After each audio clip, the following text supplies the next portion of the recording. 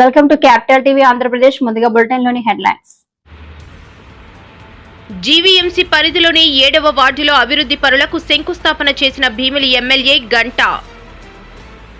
తప్పు చేస్తే ఏ పార్టీ వ్యక్తి అయినా చర్యలు తప్పవు, హోంమంత్రి ఫైర్. ఇటీవల మృతి చెందిన టీడీపీ సీనియర్ నాయకుడు మాలేపాటి సుబ్బానాయుడు కుటుంబాన్ని పరామర్శించిన మంత్రి నారా లోకేష్. పెద్ద గనగలపేట సముద్ర తీర కోత నియంత్రణకి ప్రత్యేక చర్యలు తీసుకుంటాము, కేంద్ర మంత్రి రామ్మోహన్ నాయుడు. ప్రతి ప్రభుత్వ కార్యాలయంలో చంద్రబాబు ఫోటో పక్కన తన ఫోటో పెట్టించుకుంటున్నాడు పవన్ కళ్యాణ్.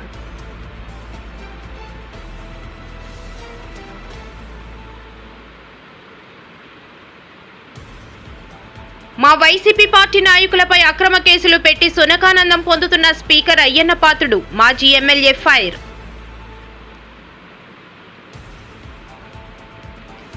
ఏఐ టెక్నాలజీతో శ్రీవారి దర్శనాలు సాధ్యం కాదు, మాజీ టీటీడీ చైర్మన్ భూమన.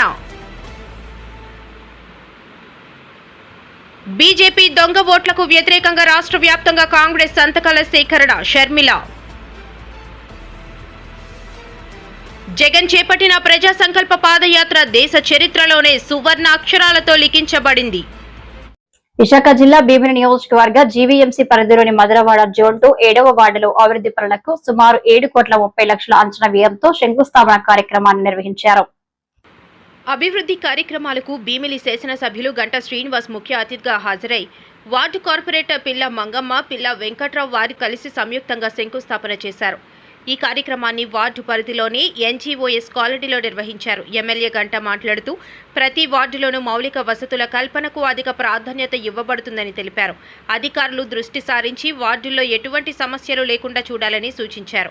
ముఖ్యంగా రోడ్లు, సీసీ రోడ్లు, డ్రైనేజీ వ్యవస్థ, త్రాగునీరు, విద్యుత్ దీపాల ఏర్పాట్లు మరియు పారిశుద్ధ్య సమస్యలు తక్షణమే పరిష్కరించాలని అధికారులను ఆదేశించారు. ఈ కార్యక్రమం ద్వారా 7వ వార్డు ప్రజల జీవన ప్రమాణాలు మెరుగుపడతాయని, అభివృద్ధిని ప్రజల చెంతకు తీసుకురావడమే తమ లక్ష్యమని ఆయన స్పష్టం చేశారు. కార్యక్రమంలో స్థానిక కూటమి నాయకులు పాల్గొన్నారు. అందరికీ నమస్కారం. ఈరోజు జీవీఎంసీలోని 7వ వార్డులో దాదాపు 7,30,00,000 వ్యయంతో 18 రకాల అభివృద్ధి కార్యక్రమాలకి శంకుస్థాపన చేయడం జరిగింది. అభివృద్ధి అంటే తెలుగుదేశం ప్రభుత్వం అంటేనే అభివృద్ధి అనే విషయం మనం గతంలో కూడా 2014-19 సంవత్సరంలో అప్పుడు ప్రభుత్వం అధికారంలో ఉండగా ఆ 5 సంవత్సరాల పరిపాలనా కాలంలో దాదాపు 4,700 కోట్ల రూపాయలతోటి అనేక రకాల అభివృద్ధి కార్యక్రమాలు, ముఖ్యంగా ఏదైతే ఈ జీవీఎంసీ పరిధిలోని ఈ మధురవాడలో ఉన్న ప్రధాన వార్డుల్లో కోట్లాది రూపాయలతోటి అభివృద్ధి కార్యక్రమాలు చేయడం జరిగింది. ముఖ్యంగా రోడ్లు కానీ, డ్రైన్లు కానీ, లేకపోతే ఇతర పార్కులు కానీ, అటువంటి కార్యక్రమాలు ఎన్నో కూడా మనం చేసుకోవడం జరిగింది. మాస్టర్ ప్లాన్ రోడ్లు కూడా ఆ రోజు మనం మొదలుపెట్టి కొంత వర్క్ కంప్లీట్ చేసుకొని ఏదైతే బ్యాలెన్స్ వర్క్లు ఉన్నాయో అవి కూడా ఆ తర్వాత వచ్చిన ప్రభుత్వం 5 ఏళ్ళు ఏమాత్రం వాటిని పట్టించుకోకపోతే మళ్ళీ మన ప్రభుత్వం వచ్చిన తర్వాత మళ్ళీ వాటిని అన్నింటినీ కూడా ఈరోజు రివ్యూ చేసి ఆ మిగిలిపోయిన పనులన్నీ కూడా మనం చేసుకునే పరిస్థితి కూడా వస్తూ ఉంది. మరి ఇవన్నీ కూడా ఎందుకు చెప్తా ఉన్నానంటే ఈ 16 నెలల పరిపాలనా కాలంలో దాదాపు 150 కోట్ల రూపాయలతోటి ఈ కార్పొరేషన్ పరిధిలో ఉన్న అన్ని వార్డుల్లో కూడా అనేక రకాల అభివృద్ధి కార్యక్రమాలు చేశాం. ప్రత్యేకించి 7వ వార్డులో కార్పొరేటర్ మంగమ్మ నాయకత్వంలో మరి అనేక అభివృద్ధి కార్యక్రమాలకి జీవీఎంసీ ఆమోదం ఇవ్వటం, అవన్నీ కూడా ఈరోజు ఒక్కరోజే 7,30,00,000 రూపాయలతోటి మనం స్టార్ట్ చేసుకున్నామంటే ఎంత పెద్ద ఎత్తున అభివృద్ధి కార్యక్రమాలు అవుతాయో అంతా కూడా అర్థం చేసుకోవచ్చు. ఇందులో సీసీ రోడ్లు ఉన్నాయి, డ్రైనేజీలు ఉన్నాయి, అలాగే బరియల్ గ్రౌండ్స్ ఉన్నాయి. ఇవన్నీ కూడా అన్ని రకాల ఎక్కడ కాలనీలో పబ్లిక్ డిమాండ్ ఉంటుందో, వాళ్ళ అవసరం ఉంటుందో అవన్నీ కూడా కార్పొరేటర్ దృష్టికి తీసుకొచ్చినప్పుడు వాళ్ళు నా దృష్టికి అలాగే జీవీఎంసీ దృష్టికి తీసుకెళ్ళి ఆ వర్క్లని కూడా శాంక్షన్ చేసుకొని అవి కంప్లీట్ చేసుకుంటా ఉన్నాం. అంతేకాదు మనం గతంలో కూడా చాలాసార్లు చెప్పుకున్నాం, మన మధురవాడ ప్రాంతం అనేది ఒక హైదరాబాద్లో గచ్చిబౌలి, మాదాపూర్, కొండాపూర్ ఎలాగ అభివృద్ధి చెందుతుందో అలాగా అభివృద్ధి చెందే ప్రాంతం అని చెప్పి మనం చెప్పుకోవడం జరిగింది. శరవేగంగా ఏదైతే వైజాగ్లో మైగ్రేషన్ పబ్లిక్ పాపులేషన్ పెరుగుతూ ఉందో అందులో మెయిన్ పోర్షను ఈ ప్రాంతానికి వస్తూ ఉన్నారు.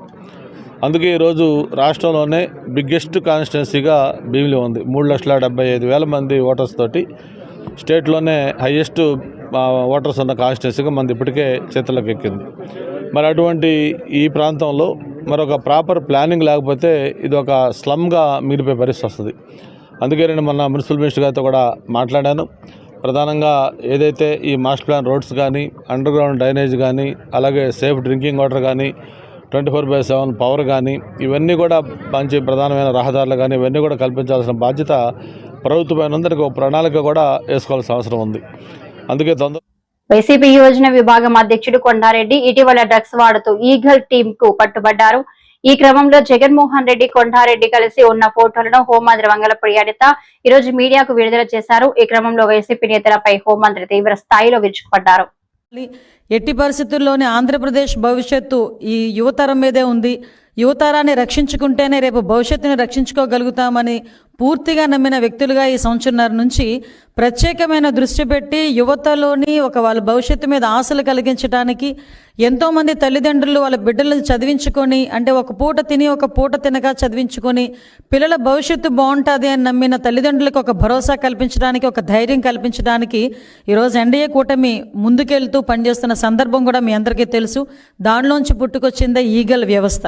ఆ ఈగల్ వ్యవస్థను ఈరోజు స్థాపించిన తర్వాత సుమారుగా 1.5 సంవత్సరం కాలంలోని ప్రత్యేకంగా మేము చెప్పుకోదగ్గది, మేమందరం కూడా గర్వించదగ్గది, గాంజా ఏదైతే కల్టివేషన్లో జీరో గాంజా కల్టివేషన్ తీసుకురాగలిగే పరిస్థితి ఈరోజు వచ్చిందంటే ఈరోజు ప్రజలు, అదేవిధంగా ఈగల్ సంస్థ, అదేవిధంగా ఈరోజు గౌరవ ముఖ్యమంత్రి గారు డైరెక్షన్ అన్నీ కూడా ప్రాపర్ వేలో పనిచేసి డ్రగ్స్ వద్దు బ్రో అనే నినాదాన్ని స్కూల్ స్థాయిలోకి కూడా తీసుకెళ్ళగలుగుతున్నామంటే ఇది మా పనితనానికి ఒక నిదర్శనం కింద భావించవచ్చు.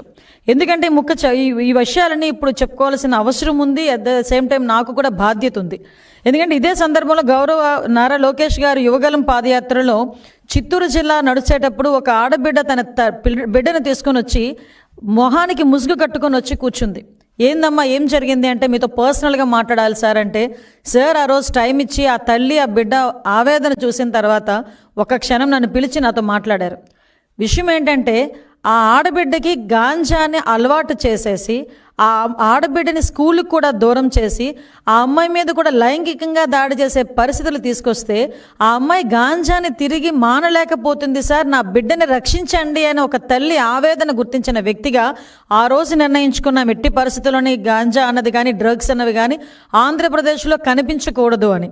నేను హోమ్ మినిస్టర్గా ప్రమాణ స్వీకారం చేసి ఇంకా నేను ఛార్జ్ తీసుకోక ముందుగానే గౌరవ్ లోకేష్ గారు నాకు కాల్ చేసి, అమ్మ మనం దీని మీద దృష్టి పెట్టాలి, మీరు నేను కలిసి కోఆర్డినేషన్తో పనిచేస్తే డెఫినెట్గా మెరాకిల్స్ సృష్టించవచ్చు, యువత భవిష్యత్తు మీద మాకు మంచి భరోసా కల్పించవచ్చు అని చెప్పిన తర్వాత ఆ రోజు నుంచి ఈ రోజు వరకు కూడా ప్రత్యేకమైన దృష్టి పెట్టి ఒక ఈగల్ సంస్థని ఏర్పాటు చేసి, ఒక ఐజీ స్థాయి వ్యక్తిని ఏర్పాటు చేసి ఒక ప్రత్యేక విభాగంగా దాన్ని పెట్టి ఈరోజు పూర్తి వాళ్ళకి పవర్లు ఇచ్చి ఈరోజు ఈగల్ సంస్థ నడిపిస్తూ ఉంటే, ఒక పక్క నుంచి డ్రగ్స్ వద్దు బ్రోని క్యాంపెయిన్ని సుమారుగా 50,000 స్కూల్స్లో ఈ రోజుకి మేము కండక్ట్ చేసి డ్రగ్స్ వల్ల వచ్చే నష్టాలు, డ్రగ్స్ తాలూకా కేసుల్లో ఇరుక్కుంటే వాళ్ళ భవిష్యత్తు ఎలా పాడవుతుంది అని ఎన్డీపీఎస్ యాక్ట్స్ మీద, చట్టాల మీద కూడా అవగాహన కల్పించే పరిస్థితి మేము తీసుకొస్తా ఉంటే, ఇటీవల మృతి చెందిన టీడీపీ సీనియర్ నాయకుడు మాలేపాటి సుబ్బానాయుడు కుటుంబాన్ని మంత్రి నారా లోకేష్ పరామర్శించారు. ఆయన చిత్రపటానికి పూలమాలలు వేసి నివాళులర్పించారు. పార్టీ అండగా ఉంటుందని భరోసా ఇచ్చారు. ఈ మేరకు ఆయన మీడియాతో మాట్లాడారు. తెలుగుదేశం పార్టీ నాడు నేడు ఎప్పుడు కార్యకర్తలకు అండగా నిలబడేది తెలుగుదేశం పార్టీ. 2014లో ఆనాటి మహానాడులో కార్యకర్తలకు ప్రత్యేకంగా సంక్షేమ నిధి ఏర్పాటు చేద్దామని ప్రతిపాదించినప్పుడు ఇప్పుడున్న పెద్దలతో సోమిరెడ్డి, చంద్రమోహన్ రెడ్డి గారితో సహా చంద్రబాబు నాయుడు గారు ఆనాడు ఒక నిధే కాదు ఒక విభాగం ఏర్పాటు చేయండి, కార్యకర్తల్ని మీరు ఆదుకోవాల్సిన బాధ్యత మీరు తీసుకోండి అని నాకు చెప్తాం జరిగింది. ఇప్పటికీ కార్యకర్తల సంక్షేమం కోసం 135 కోట్ల రూపాయలు ఒక తెలుగుదేశం పార్టీ ఖర్చు పెట్టింది. అంతేకాకుండా గతంలో ఫ్యాక్షన్ దాడిలో ఆనాటి పాలకులు మా కార్యకర్తలను చంపేస్తే వాళ్ళ పిల్లలు మళ్ళీ ఫ్యాక్షన్లోకి వెళ్ళకూడదని హైదరాబాద్లో ఒక మోడల్ స్కూల్ ఏర్పాటు చేసి ఆ పిల్లలకి కార్పొరేట్ స్థాయి పాఠాలు చెప్పించి ప్రయోజకులుగా కూడా మార్చడం జరిగింది. నా యువగలం పాదయాత్రలో కూడా నేను కల్లారా చూసా. ఆనాడు ప్రభాకరన్ని వాళ్ళ పిల్లల ముందల్ని నరికి చంపేస్తే ఆ పిల్లలందరినీ పార్టీ చదివించి ఈరోజు వాళ్ళు సెటిల్ అయ్యారు. ఒకరు డెలాయిట్లో, ఒకరు ఎక్సెంచర్లో, ఇట్లా అనేక అద్భుతమైన కంపెనీలో వాళ్ళు పనిచేసే పరిస్థితికి వచ్చారు. ఈరోజు మీ అందరు తెలుసు, సుబ్బానాయుడు అన్న మన దగ్గర లేరు, మనందరం కోల్పోయాం. ఒక క్రమశిక్షణ పట్టుదలకి మారు పేరు సుబ్బానాయుడు అన్న. నేను ప్రత్యక్ష రాజకీయాల్లోకి 2013లో వచ్చాను. పెద్దలతో నేను ఎప్పుడు చర్చించిన మాట్లాడాను. సుబ్బానాయుడు గారితో దగ్గరగా ఉండేవాళ్ళం, నవ్వుతూ మాట్లాడుకునేవాళ్ళం. ఇద్దరికి ఆవేశం కనుక ఇద్దరు రూమ్లో కూర్చొని తిట్టుకునేవాళ్ళం. కానీ ఎప్పుడు జై తెలుగుదేశం అనే ఒకే ఒక పదంతో ముందరికి కాదు. మొన్న కేబినెట్ మీటింగ్ పూర్తయింది. అప్పుడే మా మంగళగిరి నియోజకవర్గంలో ఫోన్ చేసి ఇట్లా సుబ్బానాయుడు అందరికి బ్రెయిన్ స్ట్రోక్ వచ్చింది, ఇట్లా ఆసుపత్రిలో చేర్చామని చెప్పిన వెంటనే నేను పరిగెత్తుకుంటూ వెళ్ళి కుటుంబాన్ని కలిశాను. అంతేకాకుండా డాక్టర్లు కూడా చెప్పాం, బెస్ట్ ట్రీట్మెంట్ ఎక్కడుందో తీసుకొద్దాం, సుబ్బానాయుడు గారిని మనం కాపాడుకోవాలని కూడా చెప్పడం జరిగింది. కానీ చాలా బాధాకరమైన విషయం ఏంటంటే ఆయన్ని మనం ఈరోజు కోల్పోయాం. అంతేకాకుండా అది చూసి భానుని కూడా తెలుగుదేశం పార్టీ కోల్పోతాం చాలా చాలా బాధాకరం. వాస్తవంగా చెప్పాలంటే మన నియోజకవర్గంలో ఒక బలమైన నాయకుడిని, రాష్ట్రంలో కూడా బలమైన నాయకుడిని ఈరోజు పెద్ద గణగలపేట సముద్ర తీర కోత నియంత్రణకి ప్రత్యేక చర్యలు తీసుకుంటామని కేంద్ర మంత్రి రామ్మోహన్ నాయుడు చెప్పారు. ఎమ్మెల్యే శంకర్తో కలిసి బీచ్ ను పరిశీలించారు. నాగవల్లి నది సముద్రంలో కలిసే ఈ ప్రాంతం కోతకు గురవుతుందని అన్నారు. అందరికీ నమస్కారం. ఈ రోజు ప్రత్యేకంగా శ్రీకాకుళం రూరల్ మండలంలోని పెద్ద గనగలపేట గ్రామాన్ని విజిట్ చేయడం జరిగింది. ఇది తీరం దానుకొని ఉన్నటువంటి గ్రామం. అయితే రీసెంట్ గా మేము అబ్జర్వ్ చేసింది, నాగావళి నది కూడా ఇక్కడే సముద్రంలో కలవడం వల్ల ఇక్కడ గ్రామం వరకు ఏదైతే బీచ్ ప్రాంతం ఉందో ఇదంతా కూడా కోతకు గురై, మరి ఇప్పుడు బీచ్ కూడా కోతకు గురై వాటర్ అంతా విలేజ్ మీదకి వచ్చే పరిస్థితి వస్తుంది. సో ఇది ఒక అలార్మింగ్ స్టేట్ లో ఉన్నందువలన ఇక్కడ స్థానిక ఎమ్మెల్యే గారు శంకర్ గారు కూడా దీన్ని పలు సందర్భాల్లో విచ్చేశారు, గ్రామస్తులతో మాట్లాడారు, డిపార్ట్మెంట్స్ కూడా తీసుకొని వచ్చాం. కలెక్టర్ గారు కూడా దీని స్పెషల్ విజిట్ ఒకటి పెట్టుకొని సందర్శించారు. ఇక ముందుగా ఈ యొక్క వాటర్ ని విలేజ్ మీదకి రాకుండా, బీచ్ ని కోతకు గురి కాకుండా అరికట్టడానికి కొంత ప్లానింగ్ మనం వేసాం. దానికి కోస్టల్ రీసెర్చ్ సెంటర్ వాళ్ళు కూడా ఒక ప్లాన్ మాకు అప్పచెప్పడం జరిగింది. దానితో పాటు సెకండ్ ఫేజ్ కింద ఇక్కడ జట్టి కూడా నిర్మించాలి. ఇక్కడ ఉన్నటువంటి మత్స్యకారులందరికీ కూడా వేటకి సదుపాయంగా ఉండే విధంగా, వాళ్ళు కూడా ఇన్కమ్ ఎక్కువగా జనరేట్ చేసుకునే విధంగా ఇక్కడ జట్టి నిర్మించాలి. సో ఈ రెండు ప్లాన్స్ ని ఇంటిగ్రేట్ చేసుకొని దీని మీద థరోగా నిధులు కూడా సమకూర్చి ఈ యొక్క ప్రాజెక్ట్ ని ఫినిష్ చేయాలన్న ఆలోచనతో ఇక్కడ విచ్చేసి ప్రత్యక్షంగా ఇది సందర్శించడం జరిగింది. దాంతో పాటు ఇక్కడ ఒక వేరే స్టోరేజ్ షెల్టర్ కూడా ఒకటి నిర్మించుకుంటున్నాం. ఇది కూడా కేంద్రం నుంచి వచ్చిన నిధులతో 1,40,00,000 రూపాయలతో ఇక్కడ ఒక మంచి బిల్డింగ్ కూడా వీళ్ళు వలలు పెట్టుకోవడానికి గానీ, అలాగే ఆప్షన్ కి సదుపాయంగా ఉండే విధంగా ఒక బిల్డింగ్ కూడా నిర్మించుకొని ఆ ఇన్ఫ్రాస్ట్రక్చర్ కూడా ఈరోజు శంకుస్థాపన చేస్తున్నాం. మా తీర ప్రాంతంలో పెద్దగనగలపేట ఒక ప్రాముఖ్యమైనటువంటి గ్రామం. ఎక్కువ మంది మత్స్యకారులు ఇక్కడ ఉన్నారు. వాళ్ళు కూడా తరచూ వేటకి నిరంతరం వెళ్లేటటువంటి మత్స్యకారులు కూడా ఉన్నారు. వాళ్ళకి పూర్తి స్థాయిలో ప్రభుత్వం అండగా ఉంటుందని కూడా ఈ కార్యక్రమాల ద్వారా తెలియజేస్తాం. ప్రతి ప్రభుత్వ కార్యాలయంలో చంద్రబాబు ఫోటో పక్కన తన ఫోటో పెట్టించుకుంటున్నాడు పవన్ కళ్యాణ్. నారా చంద్రబాబు నాయుడు చేసే తప్పులన్నీ పవన్ కళ్యాణ్ పై కూడా పడుతున్నాయి. ప్రజలకు ఇచ్చిన హామీలన్నీ పవన్ చంద్రబాబు కలిసి ఇచ్చినవే, ఒక్కటైనా నెరవేర్చారా? ఎస్వి సతీష్ రెడ్డి, వైఎస్ఆర్సీపీ ప్రధాన కార్యదర్శి. తెలుగుదేశం వాళ్ళు కూడా చెప్తాండా, ఎస్పెషలీ పవన్ కళ్యాణ్ గారు కూడా చెప్తాండా, ప్రతి ఒక్క కార్యాలయంలో, ప్రభుత్వ కార్యాలయంలో కూడా చంద్రబాబు నాయుడు గారి ఫోటో పక్కన నీ ఫోటో పెడతాండారు. నువ్వు ఆలోచన చేసినావా? ఆయన చేసేటువంటి తప్పులన్నీ నీ మీద కూడా పడుతున్నాయనేటువంటిది. ఈరోజు ఆ రోజు మేనిఫెస్టో ఇచ్చేటప్పుడు మీ ఇద్దరు కలిసి ఇచ్చినారు కదా. ఆ రోజు ప్రజలకు ఇచ్చేటువంటి హామీలు మీ ఇద్దరు కలిసి ఇచ్చింటివే కదా. ఏ హామీ అమలైంది ఒకసారి నేను అడుగుతున్నా. మీకే ఇంత దౌర్భాగ్యము ఒక చంద్రబాబు నాయుడుకు, మీకు తప్ప ఎవ్వడికి దక్కలే. ఎక్కడే కానీ నిరుద్యోగులకు ఉద్యోగాలు ఇవ్వాలా? మహిళలకు మీరు చెప్పినట్టు 18,000 రూపాయల పథకం ఇవ్వాలా? ఈరోజు గ్యాస్ అన్నారు. మీకు ధైర్యం ఉంటే చెప్పండి, ఏ ఊరికైనా పోదాం. గ్యాస్ ఇప్పటి వరకు సంవత్సరానికి 3 సిలిండర్లు అన్నారు. ఎవరో 3 సిలిండర్లు వచ్చినటువంటి కుటుంబాన్ని మీరు చూపిస్తే మీకు సాష్టాంగం పడిపోతాం. మీరు సిద్ధమా? మీరు దానికి సిద్ధమా అని అడుగుతున్నా నేను. ఏ ఊరికైనా పోదాం. రైతుల గురించి డబ్బులు ఇస్తామని చెప్పారు, ఇచ్చినారా? ఇవ్వకుండా కూర్చొని ఏమీ లేకుండా మీ అంతకు మీరే కూర్చొని విజయోత్సవ సభలు అనంతపురంలో కూర్చొని సూపర్ 6 సూపర్ హిట్ అని ఎక్కడికి పోతాండ్రు మీరు? మీ కాళ్ళకు మీరే దండాలు పెట్టుకొని, మీ కాళ్ళకు వంగి మీరే దండం పెట్టుకొని మీరే దేవుళ్ళు అనుకుంటే సరిపోతుంది అది? ఇటీవల కాలంలో జగన్మోహన్ రెడ్డి గారు 18 సార్లు ప్రెస్ మీట్ పెట్టారు. 18 సార్లు ప్రెస్ మీట్ పెట్టినప్పుడు అనేక ప్రశ్నలు, ఈ యొక్క ప్రభుత్వ వైఫల్యాలు, ప్రజలు పడేటువంటి ఇబ్బందుల గురించి సాక్ష్యాలతో ఆధారాలతో కూర్చొని చూపించి ప్రెస్ మీట్ పెడితే ఒక్క ప్రెస్ మీట్కైనా ఆయన సంధించినటువంటి ఒక్క క్వశ్చన్కైనా మీరు సమాధానం చెప్పారా అని చెప్పి నేను అడుగుతున్నా. ఒక్క ప్రశ్నకు ఒక్క ప్రెస్ మీట్ కన్నా మీరు సమాధానం చెప్పారా? చెప్పకపోగా మీ యొక్క పేడ్ ఆర్టిస్ట్నో ఎవరో ఒకరు ఉంటారు మీ దగ్గర పనులు జరిపించుకునేదానికో, లేకుంటే వ్యక్తిగతంగా లాభాలు పడేదానికి ఎవరన్నా కొంతమంది చౌకబారు వ్యక్తులు ఉంటే మా వైసీపీ పార్టీ నాయకులపై అక్రమ కేసులు పెట్టి చునకానందం పొందుతున్న స్పీకర్ అయిన పాత్రుడు అని ఫైరైన మాజీ ఎమ్మెల్యే ఉమాశంకర్ గణేష్. ఈ మేరకు స్పీకర్ అయ్యన్న పాత్రుడు అని ఫైర్ అయిన మాజీ ఎమ్మెల్యే ఉమాశంకర్ గణేష్. ఈ మేరకు ఆయన మీడియాతో మాట్లాడుతూ ఎటువంటి తప్పులు చేయకపోయినా మా కార్యకర్తలపైన, నాయకులపైన తప్పుడు కేసులు బనాయించి జైల్లో పెడుతున్నారని వాపోయారు. అందరికీ నమస్కారం అండి. ఈరోజు నర్సీపట్నంలో ఒక ఉన్నతమైన స్థానంలో ఉన్న చింతకాల అయ్యన్న పాత్రుడు మా పార్టీ నాయకులపై, కార్యకర్తలపై తప్పుడు కేసులు, అక్రమ కేసులు పెట్టి మరి సునకానందాన్ని పొందుతున్న సంగతి మీ ద్వారా తెలియపరచడం జరుగుతుంది.